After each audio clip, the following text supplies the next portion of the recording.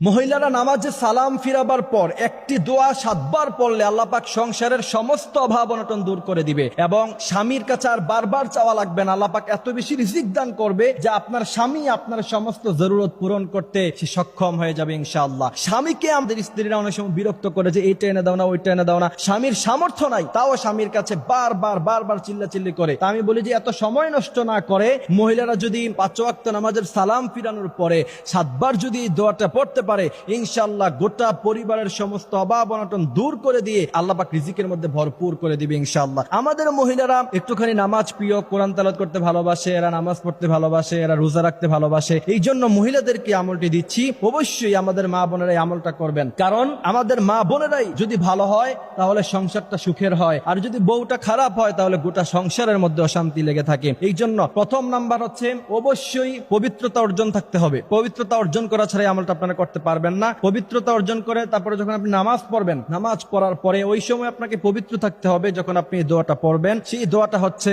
7 বার করে পড়বেন 5 ওয়াক্ত নামাজের পরে। ইয়া কাদিয়াল হাজাত, ইয়া কাদিয়াল হাজাত, স্পষ্টভাবে শুদ্ধভাবে লিখে নেবেন ইয়া কাদিয়াল হাজাত। এটা সুন্দরভাবে মুখস্থ করে লিখে নিয়ে তারপর ইনশাআল্লাহ আপনারা প্রত্যেক নামাজের পরে ইয়া কাদিয়াল হাজাত 7 বার করে পড়বেন এবং 3 বার পড়বেন আস্তাগফিরুল্লাহ রাব্বি মিন কুল্লি যামবি ওয়া আতুবু ইলাইহি লা হাওলা ওয়ালা কুওয়াতা ইল্লা বিল্লাহিল আলিয়্যিল আযীম। এই 3 বার আস্তাগফিরুল্লাহ পড়ার পরে ইয়া কাদিয়াল হাজাত পড়বেন। এরপরে দুরূদ ইব্রাহিম পড়বেন, দুরূদ শরীফ পড়বেন সাল্লাল্লাহু আলাইহি ওয়াসাল্লাম। নবী করিম সাল্লাল্লাহু আলাইহি ওয়াসাল্লাম বলেন, মান সাল্লা আলাইয়া ওয়াহিদাতান সাল্লাল্লাহু আলাইহি আশারা। যেই ব্যক্তি একবার আমার উপরে দুরূদ পড়ে, আমি আল্লাহ পাক তার উপরে 10 বার রহমত নাজিল করি। সুবহানাল্লাহি ওয়া বিহামদিহি সুবহানাল্লাহিল আযীম। এই জন্য অবশ্যই এই দুরূদ পড়ার পরে যখন আপনার উপরে রহমত নাজিল হবে, তারপরে ইয়া কাদিয়াল হাজাত 7 বার পরে এরপরে আপনি আল্লাহর কাছে চাইবেন।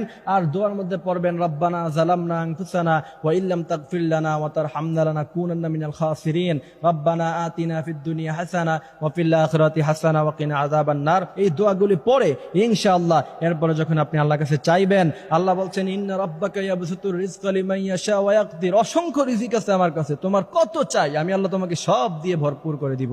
সুবহানাল্লাহি ওয়া বিহামদিহি সুবহানাল্লাহিল আযীম। আল্লাহ পাক আমাদেরকে আমলগুলি করার তৌফিক দান করুক, আমিন।